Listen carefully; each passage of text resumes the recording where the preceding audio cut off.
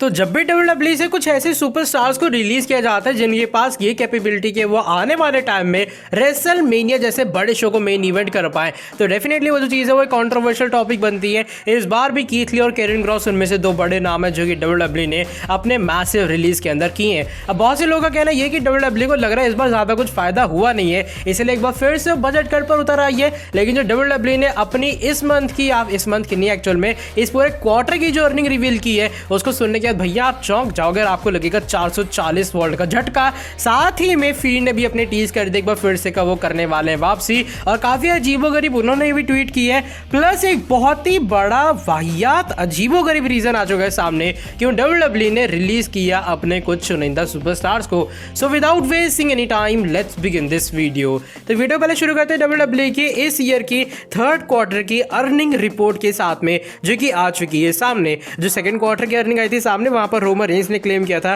कि भैया उनके आने से WWE को छप्पर फाड़ कर फायदा हुआ है। लेकिन बाय द वे जो थर्ड क्वार्टर की अर्निंग रिपोर्ट है वो भी आ चुकी है सामने, जिसमें समर स्लैम पीपीवी या फिर जितने यूट्यूब पर व्यूज आए, लेसनर की रिटर्न, जॉन सीना की रिटर्न, ये सारी चीजें शामिल हैं। और जो रेवेन्यू जनरेट किया WWE ने वो पिछली बार के मुकाबले 15% ज्यादा, जो कि रोमन रेंज ने क्लेम किया था उनके कारण हुआ है। और यहाँ पर जो 15% है वो 10,000 रुपए, 15,000 रुपए या फिर 10-20 रुपए नहीं है, वो है $34.2 मिलियन। $34.2 मिलियन।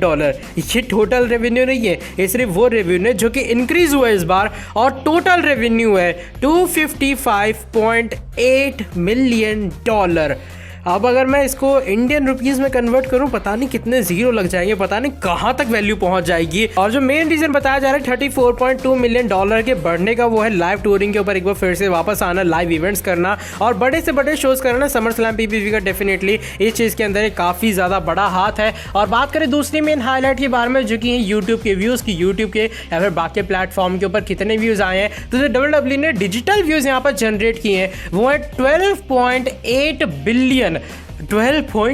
बिलियन ये व्यूज है टोटल WWE के सिर्फ इस क्वार्टर के अंदर। और पिछली बार के मुकाबले 39% और भी ज्यादा बढ़े हैं। जो आवर्स कंज्यूम किए फैंस ने वो है $411 मिलियन।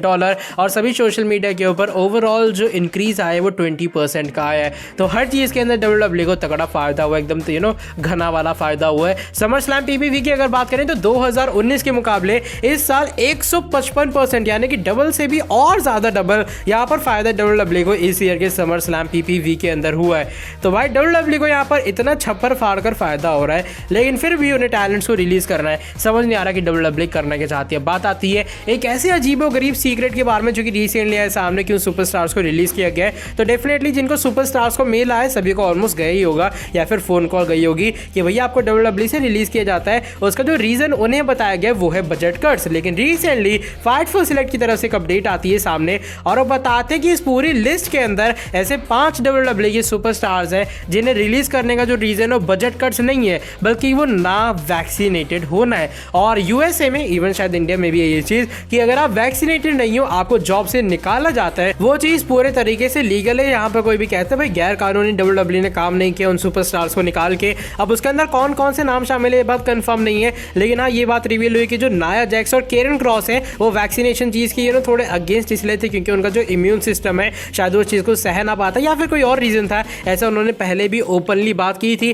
कि ये वो रीजन है क्यों अभी तक वो लोग वैक्सीनेटेड नहीं है। लेकिन क्या केरन क्रॉस और नाया जैक्स को निकालने का जो रीजन है वैक्सीनेशन है या फिर नहीं, ये बात बिल्कुल भी कंफर्म नहीं है। लेकिन हाँ 5 ऐसे बंदे हैं जिनको रिलीज करने का जो रीजन है वो वैक्सीनेशन का स्टेटस है उनका, ना कि यहाँ पर बजट कट्स है। अब बात आती है ब्रेव हार्ट फील्ड के बारे में। ब्रेव हार्ट फील्ड WWE से रिलीज किए गए थे और तब से हम लोग ये उम्मीद लगा के बैठे एक बार फिर से फील्ड WWE में वापस आएंगे, लेकिन अलग ऐसा रहा जो सिनेरियो पूरे तरीके से बदल चुका है। WWE कंपनी फील्ड को भुलाना चाहती नहीं है, इवन फील्ड भी अपने WWE के अंदर शायद अब वापस आना नहीं चाहते हैं। होता है कि रिसेंटली जो फील्ड है WWE की सभी रिलीज के बाद अपने ऑफिशियल ट्विटर अकाउंट के थ्रू एक थोड़ा अजीबोगरीब टाइप का ट्वीट करते हुए नजर आते हैं। वो आप लोग अपने स्क्रीन के सामने देख पा रहे होगे। यहाँ पर वो कहते हैं what do we do now, we wait for the right place, we wait for the right time, then we turn Rome's to ashes, grovelling into the musk of Everest, I believe in you to.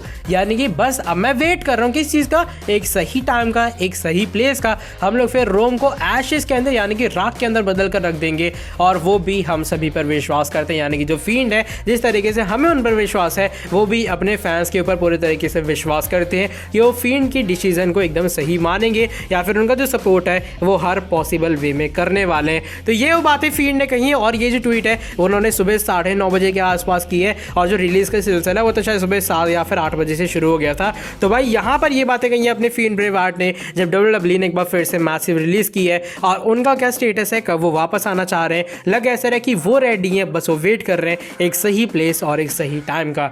तो भाई ये वाली video बस यहीं तक थी। Video अगर पसंद आई आप लोग कर देना नीचे वीडियो को लाइक।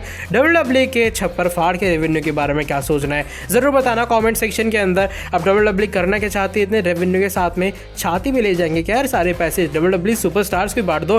बाकी अपना ओपिनियन आप लोग शेयर करना कमेंट सेक्शन के अंदर। आज की वाली वीडियो बस यहीं तक थी। वीडियो पसंद आई लाइक कर देना नीचे वीडियो को, सब्सक्राइब करके बेल नोटिफिकेशन को ऑन कर देना आने वाले टाइम में ऐसी और भी कमाल की फ्रेश अपडेट्स के लिए। मिलता हूं आपसे आके नेक्स्ट वीडियो के अंदर काफी ज्यादा जल्दी। Till then bye bye, take care.